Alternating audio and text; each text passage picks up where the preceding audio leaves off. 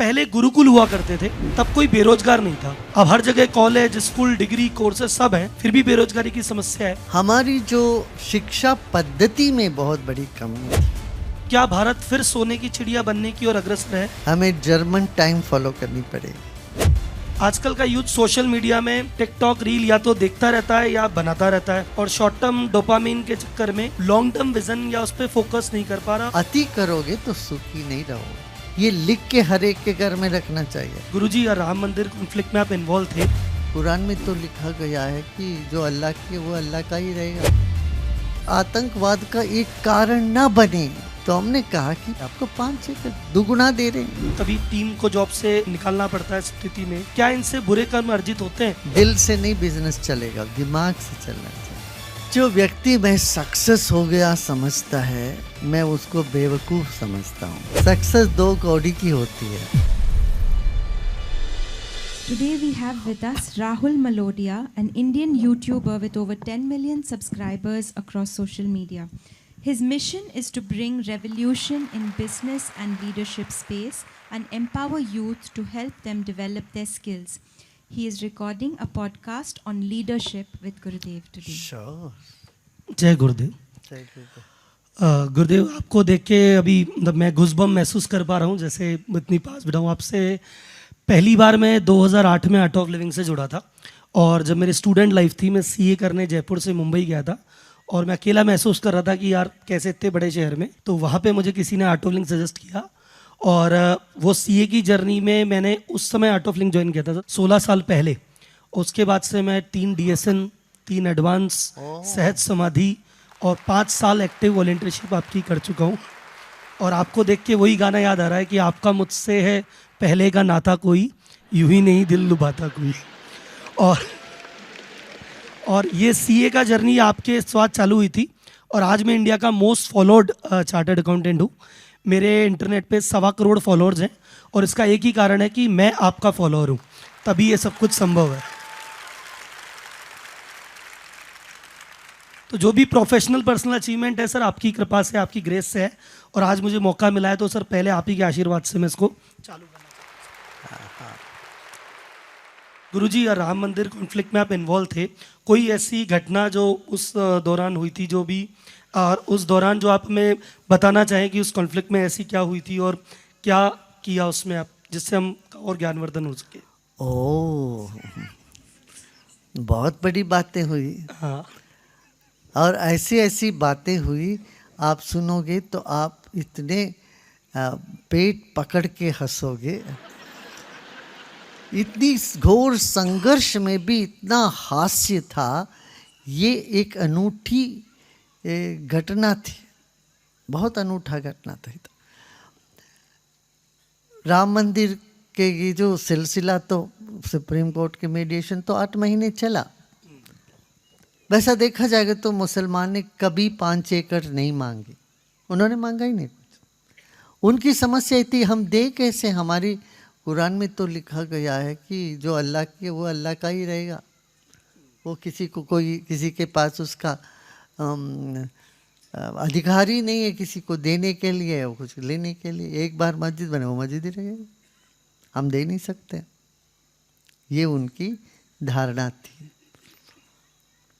मगर आखिरी में हम सब समझा के, सब बात करके उनको अपने ही ग्रंथ से समझाया गया कि देखिए आपकी ग्रंथ क्या कहता है, जहाँ कोई संघर्ष वाला ज़मीन है वहाँ नमाज पढ़ने से वो कबूल नहीं होगी।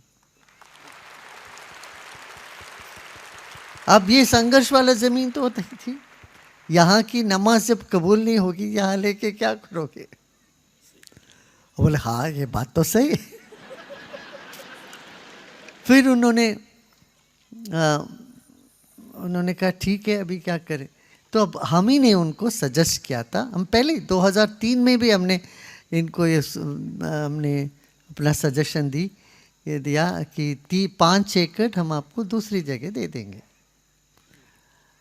अब हमारे लोग, कुछ लोग बोलने लगे, अरे गुरुदेव क्यों 5 एकड़ उनको क्यों देने, वो खुद मांग नहीं रहे, आप दे क्यों रहे हो? तो हमने कहा देखो अब नहीं, अब 100 साल 200 साल बाद कोई युवा खड़े हो जाएंगे, वो कहेंगे हमारी ज़मीन छीन लिया गया है। वो एक आतंकवाद का एक कारण ना बने। मैं दूरगामी देखा, मैंने दूरदृष्टि से मैंने देख के मैंने कहा बहुत बढ़िया सर, बहुत बढ़िया, बहुत बढ़िया। अब और खाई के सभी देशों में लोग क्या समझे, देखो हमारी इनकी ज़मीन छीन ली गई है। ऐसे हम छीनते नहीं हैं, हम सबको आदर करते हैं। भारत की संस्कृति यही है। तो हमने कहा कि 5 एकड़, यहाँ 2.5 एकड़ आप छोड़िए, आपको 5 एकड़ दुगुना दे रहे हैं और उसके लिए धनराशि भी दे रहे हैं, आप अलग से मस्जिद बना लो। तो ये जो हमने सल्यूशन दिया था, ये सुप्रीम कोर्ट को भी बहुत पसंद आया और इस पे हस्ताक्षर सुन्नी वक्फ बोर्ड ने भी कर दी। फिर इसी के आधार पर 5 जज एक साथ होकर के वो निर्णय दिए। देखिए वहाँ राम मंदिर पहले था कि नहीं, इस पर निर्णय नहीं था। वो बोले कि देखिए किसी का भी ज़मीन में कोई बैठ जाता है 10-12 साल टाइम लिमिट के साथ, उनको कुछ अधिकार बनी जाता है। ये तो 400 साल से वहाँ इनका मस्जिद था, तो इनको तो कुछ अधिकार बनता ही है, मगर उससे बाहर कैसे आए, इसकी बड़ी समस्या थी। सभी जजों में भी ये थी कि वो करे कैसे। तब ये जो सल्यूशन सबको जच गया, तो 5 एकड़ वो भी खुश हो गए। उनको भी मैंने समझाया, भाई वहाँ पर आप मान लो आपको कुछ एक पोर्शन, जैसे इलाहाबाद हाई कोर्ट ने दिया, 1/3 ज़मीन दे भी देते हैं, वहाँ बना पाओगे क्या? बना भी लोगे तो कोई वहाँ जाएंगे क्या? नहीं जाने वाले हैं। तो उस ज़मीन को हम बांट के थोड़ा आपके लिए थोड़ा हमारे लिए बना के वहाँ रोज झगड़े झंझट होता रहे और सबके लिए असुविधा है। मंदिर भी भव्य मंदिर बनाएंगे तो वहाँ छोटी सी एक जगह पर मस्जिद एक कोने में बना रहे, तो हम बात नहीं बनती। तो तब उन्होंने मान लिया कि हाँ 5 एकड़ कुछ दूर पे हो, बढ़िया सी जगह, वहाँ पर जो चाहे बनाए। तो मान गए। तो फिर बड़ी अच्छे से सब सुलझ गया और 1200 इमामों से हम मिले थे, सबको सबसे बात करी, सबको समझाया। इसीलिए मैं कह रहा हूँ जो समझ से हर संघर्ष को हम समाप्त कर सकते हैं। तो गुरुजी जो भी अभी आपने कहा, मैं महसूस कर सकते हैं कि जिसने किसी ने मांगा भी नहीं हो और 2.5 मांग की जगह 5 दे, बिना मांगे जो डबल दे वही गुरु होता है। और ये हम सब महसूस कर रहे हैं कि हमको भी सब बिना मांगे बहुत चीज़ आपसे डबल या 10 गुना मिली है। सर एक चीज़ गुरुजी, एक चीज़ है, पहले गुरुकुल हुआ करते थे, तब कोई बेरोजगार नहीं था। अब हर जगह कॉलेज, स्कूल, डिग्री, कोर्सेज सब हैं, फिर भी बेरोजगारी की समस्या है। तो पहले के गुरुकुल सिस्टम में खास बात क्या थी और अभी सिस्टम में ऐसी क्या कमियां हैं जिसको हमें ठीक करने पे प्रयास करना चाहिए ताकि आज का युवा आगे बढ़े? हमारी जो शिक्षा पद्धति में बहुत बड़ी कमी थी। हमें ऐसी ऐसी चीज़ें पढ़ाया जाता था जिसका हमें जीवन में कोई उपयोग ही नहीं है। क्या पढ़े कुछ, काम कर कुछ और रहे हैं। व्यापार के साथ जुड़ा नहीं था, स्किल के साथ जुड़ी नहीं थी हमारी शिक्षा। पूरे देश में 3 से 5% लोग स्किल थे, बाकी सब पोथी पढ़ पढ़ के जैसे उसको ढो करके परेशान होते थे। इसीलिए अभी जो नया एजुकेशन पॉलिसी आया है वो ज़्यादा स्किल ओरिएंटेड है, जॉब ओरिएंटेड है। ऐसे होने से फिर वो उसकी कोई कमी नहीं होगी जॉब की। देखिए हमारे देश में ड्राइवर्स की कमी है, इलेक्ट्रीशियंस की कमी है, प्लम्बर्स की कमी है, कंप्यूटर इंजीनियर्स की कमी है, दुनिया भर में है। इन सब की नीड है। तो जिसकी नीड है, जिसकी ज़रूरत है, उस तरह की शिक्षा होना तो अच्छा होगा। डॉक्टर्स की इतना ज़बरदस्त मांग है, वहाँ पर भी हमारी कमी है ना। हम इतना रिस्ट्रिक्ट करके बैठते हैं, सिर्फ इतने 100 डॉक्टरी बनाएंगे। अरे हमें तो इस तरह से चलेंगे, पता नहीं किस सदी में जाके हम सब हर गांव में एक डॉक्टर दे पाएंगे। तो हमें ये सब खोलना पड़ेगा अपना।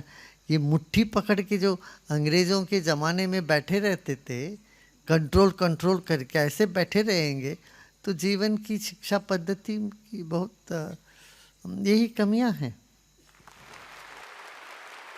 तो गुरुजी आजकल का यूथ में भी, जैसे ये तो एजुकेशन सिस्टम का था, यूथ में भी आजकल का यूथ सोशल मीडिया में टिकटॉक रील या तो देखता रहता है या बनाता रहता है, और वो शॉर्ट टर्म खुशी और शॉर्ट टर्म डोपामिन के चक्कर में लॉन्ग टर्म विजन या उस पर फोकस नहीं कर पा रहा, और अटेंशन स्पैन, फोकस स्पैन बहुत कम हो रहा है।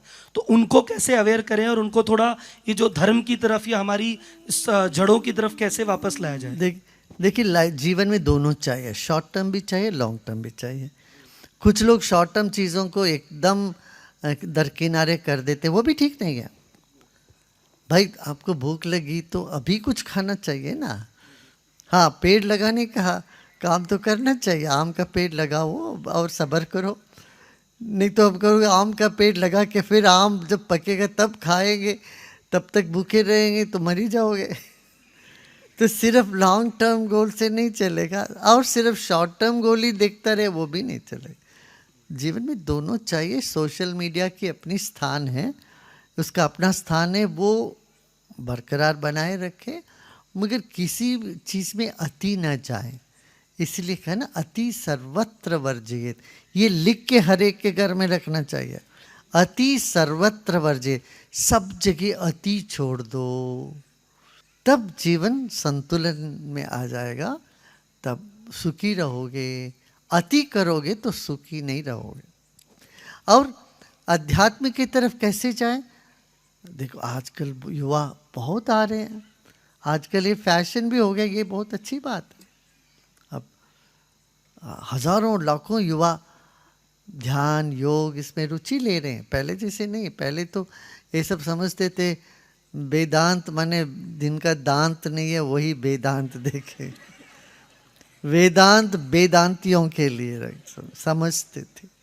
आजकल ऐसा नहीं है। अब ये मैनेजमेंट मंत्रा में मैनेजमेंट टेक्निक से लेके सब जगह आया है, और युवा अधिक से बुद्धिमान युवा अधिक से अधिक आध्यात्मिक में रुचि ले रहे हैं। हाँ, उनको कर्मकांड में उतना रुचि नहीं है, वो सही है। कर्मकांड करो, ये करो, वो करो, इसकी इतना आवश्यकता नहीं है। थोड़ा कर्मकांड रहना अच्छा है, वो एक रंग लाता है जीवन में, मगर अध्यात्म में जाना, प्रैक्टिसेस में जाना, अनुभव में जाना, ये बहुत आवश्यक है। ठीक है। तो कई बार व्यापार में या कुछ जीवन के मटेरियल लाइफ में कुछ ऐसे डिसीजन लेने पड़ते हैं जो ज़रूरी है, जैसे कभी टीम को जॉब से निकालना पड़ता है स्थिति में, कंपटीशन को दबाने के लिए कुछ होता है। तो ये डिसीजन व्यक्तिगत नहीं है पर व्यापार के लिए ज़रूरी है, पर क्या इनसे बुरे कर्म अर्जित होते हैं? ना ना ना, उसको व्यापार के नियम पे जैसे करना वैसे करते जाना चाहिए, बिल्कुल करना चाहिए।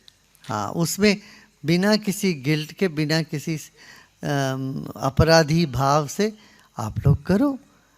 नहीं तो देखो, आप 15 लोगों को ही तनख्वाह दे पाओगे, आप 20 लोगों को लेके बैठे हुए हो, अब 20 लोगों का और 5 लोगों का सोचते रहोगे उनको कैसे हम निकालें, फिर आप क्या पाओगे? कुछ दिन में 15 को भी तुम नहीं दे पाओगे, ऐसा हो जाएगा। इसलिए कम से कम जितने लोग हैं उनको दे पाएँ, ऐसे करना चाहिए। उसका कानून नियम, इसीलिए दिल से नहीं बिजनेस चलेगा, दिमाग से चलना चाहिए।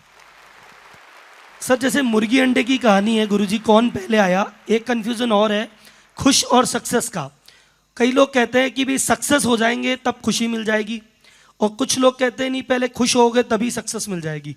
तो आखिर ये खुशी और सक्सेस के अंडे और मुर्गी का क्या कंफ्यूजन है गुरुजी, आप प्लीज दूर कीजिए। अच्छा देखिए, जो व्यक्ति मैं सक्सेस हो गया समझता है, मैं उसको बेवकूफ़ समझता हूँ। क्यों? वो सक्सेस जो कहता है, माने ये अपने बारे, अपनी ताकतों को पहचानता नहीं है। अब हम कहते हैं हम सक्सेसफुली उठा लिया जी ये ग्लास, इसका मतलब क्या है? मेरे में कॉन्फिडेंस नहीं था, मैं बड़ी आसानी से इसको उठा सकता हूँ। सक्सेस हम उसी का क्लेम करते हैं जो हमको कठिन लगता है। कठिन वही लगता है जब हम अपनी ताकत को नहीं जानते।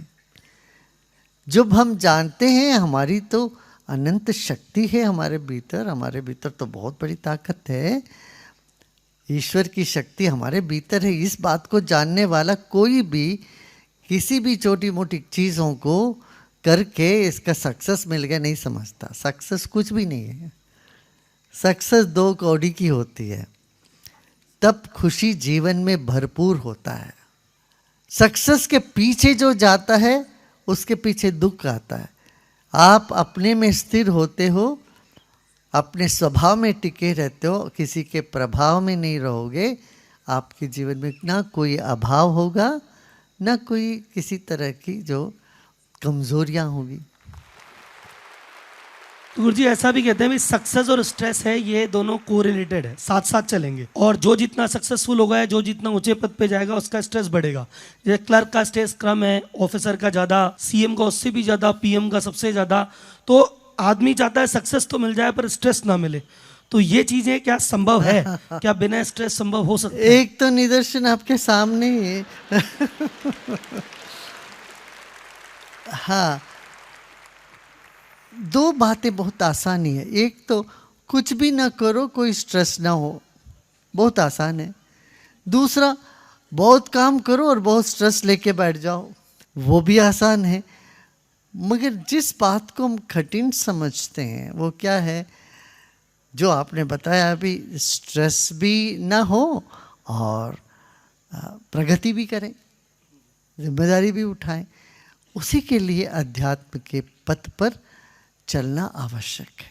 जो व्यक्ति अध्यात्म में एक भी कदम रखता है ना, उसको ये बात इतना साफ साफ विदित हो जाता है, अनुभव में आ जाता है, हम अधिक कर सकते हैं। देखिए, वह सक्सेस की क्या मूल्य है जो आपको मिले या फिर आपका आनंद भी नहीं ले पाए।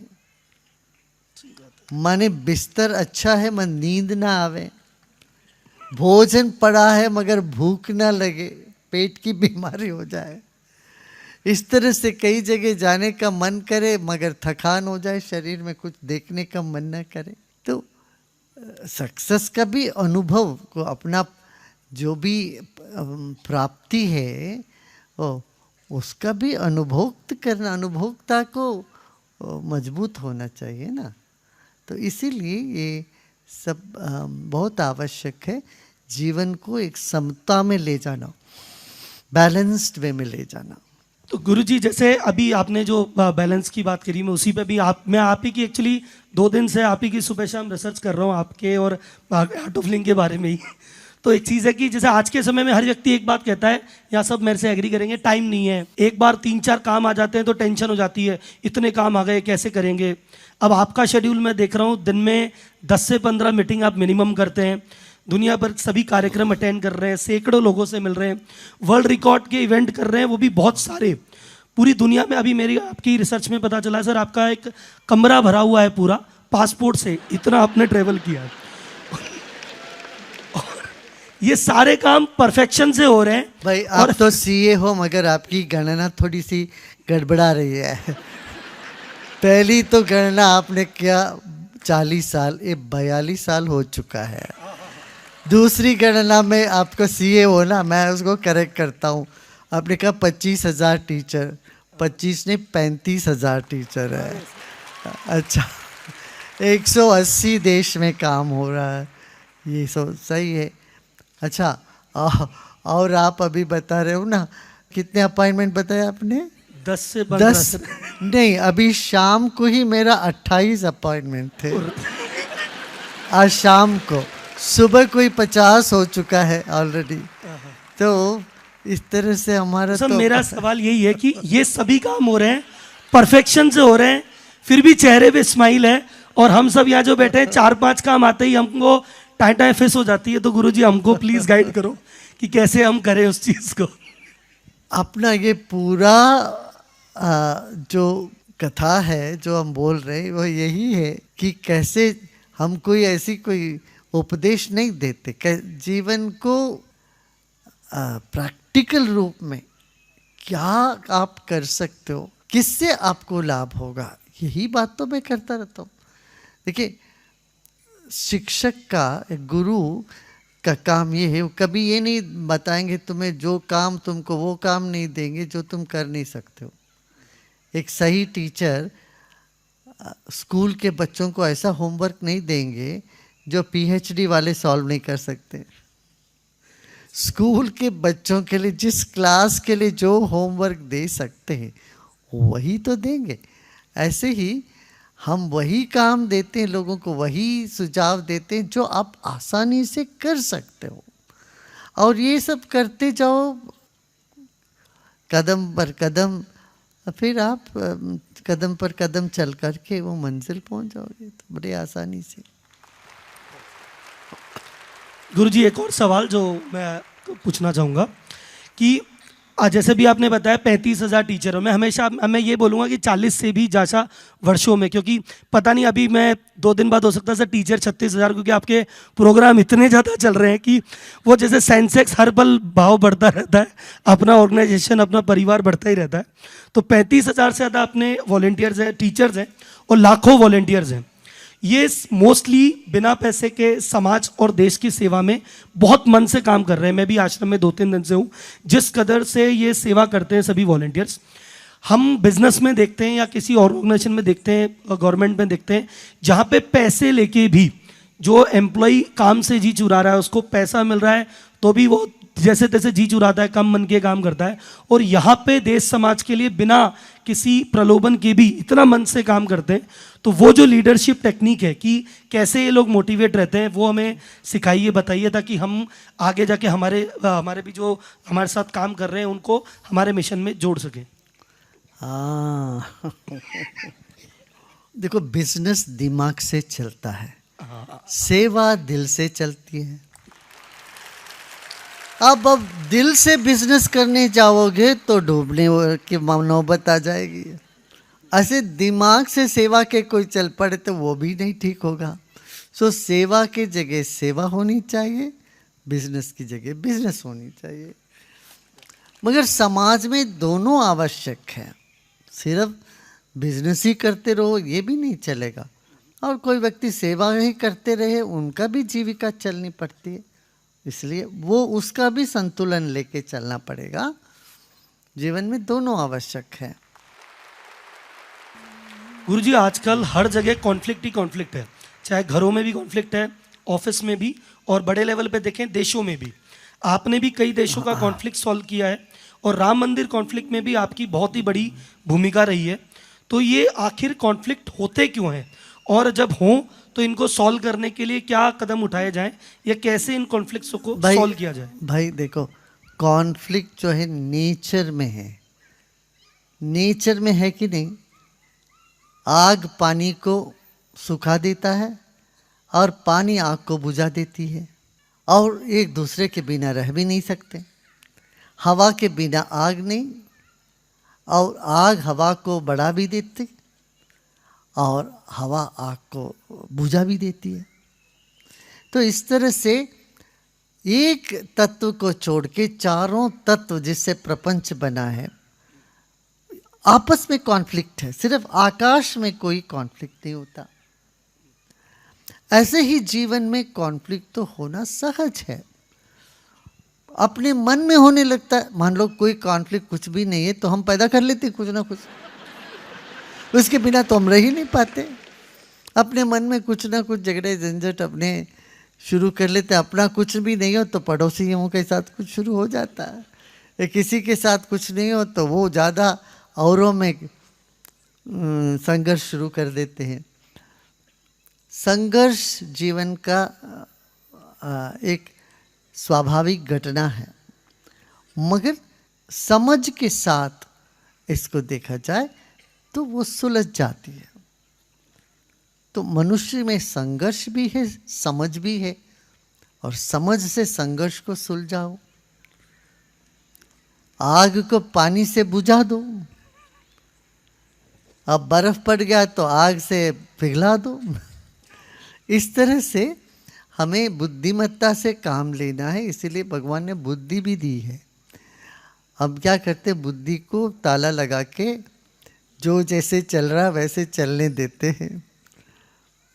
हाँ, बह जाते हैं हम तो काम लगता है कि कुछ हो नहीं रहा है, जो हम चाहते हैं यूं होता नहीं है, इस तरह के उदासीपन छा जाती है हमारे।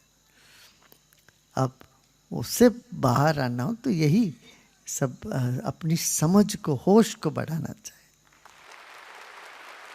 कई लोग कहते हैं कि हमें कोई काम करना है, डिसिप्लिन है, हम तो कर लेंगे जैसे तैसे, लेकिन जब हमें किसी और से काम कराना होता है, कि फैमिली में, रिलेशनशिप में किसी और से कराना है, या कोई ऑफिस, दुकान, फैक्ट्री में 10 आदमी 20 आदमी से काम कराना है, तो हम लोग कहते हैं कि मैं स्ट्रेस हो गया, कैसे संभालें, इतने आदमियों से काम कैसे कराएं, स्ट्रेस है, लोग मानते ही नहीं।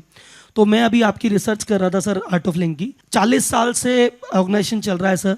180 से ज़्यादा देशों में 10,000 से ज़्यादा सेंटर हैं, 25,000 से ज़्यादा टीचर्स हैं और लाखों वॉलंटियर्स हैं।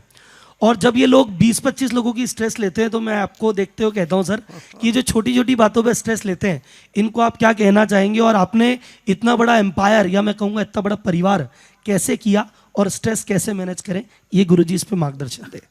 अपना पूरा कहानी स्ट्रेस कैसे मैनेज करना इसी पे है। किस युक्ति से चलना चाहिए, कैसे। देखो, योग है कर्मसु कौशलम बोला गया। जिस किसी भी काम को कुशलता पूर्वक करे वही योग है। और यदि कोई भी ध्यान करते हैं, और आपने तो सब किया, डीएसएन वगैरह किया है, तो डीएसएन में यही सिखाते हैं ना, अपना झिझक छोड़िए। सिर्फ अपना जिम्मेदारी लेनी कोई बड़ी बात नहीं है, औरों को कैसे जिम्मेदार करना, ये कला आनी चाहिए। वो कला ही जीवन जीने की कला है। गुरुजी, अंतिम प्रश्न है मेरा आज का। आज भारत विश्व की 5वीं सबसे बड़ी अर्थव्यवस्था बन गया है, 3री बनने के प्रयास में है, देश का विदेशों में नाम फैल रहा है, इंफ्रास्ट्रक्चर बढ़ रहा है। तो क्या भारत फिर सोने की चिड़िया बनने की ओर अग्रसर है? क्या राम राज्य आएगा? और एक आम भारतीय को के नाते इसके लिए हमको और क्या प्रयास करने चाहिए? बिल्कुल करना चाहिए। पहले तो आत्मसम्मान, हमारे भीतर जो लो सेल्फ एस्टीम दबा के रहा, वो निकल जाना चाहिए। कॉन्फिडेंस बिल्डअप होनी चाहिए ना। पहली बात, अपने मूल को हम पहचानें, अपने मूल का सम्मान करें, अपनी संस्कृति पर गर्व करें, एक बात है। दूसरी बात, आलसी ना रहें, आलसी न रहें और टाइम रखें। हिंदुस्तानियों के पास सबसे बड़ी दिक्कत है, हम टाइम पे नहीं जाते कोई चीज़। ये करीब करीब कुछ जो ट्रॉपिकल क्लाइमेट के कंट्रीज में सब जगह ये मामला ऐसी है। ये सब जगह हम टाइम नहीं रखते। जैसे स्पेन में कहते हैं कि मनियाना बोलते हैं, मनियाना मैंने कल कर लेंगे। हमारे यहाँ पर भी आग हो गया तो हो गया, कल करेंगे जी। ये नहीं, हमें जर्मन टाइम फॉलो करनी पड़ेगी। जर्मन टाइम माने टाइम, वो बहुत आवश्यक है। और बाकी तो है अपने में, क्या नहीं है, सब प्रतिभा है। छोटी छोटी बातों को छोड़ के आपस में जाति को लेके, प्रांत को लेके भिड़ते रहते हैं, पॉलिटिक्स को लेके। इन सब से ऊपर उठोगे तो देश अवश्य आगे बढ़ता चला जाए।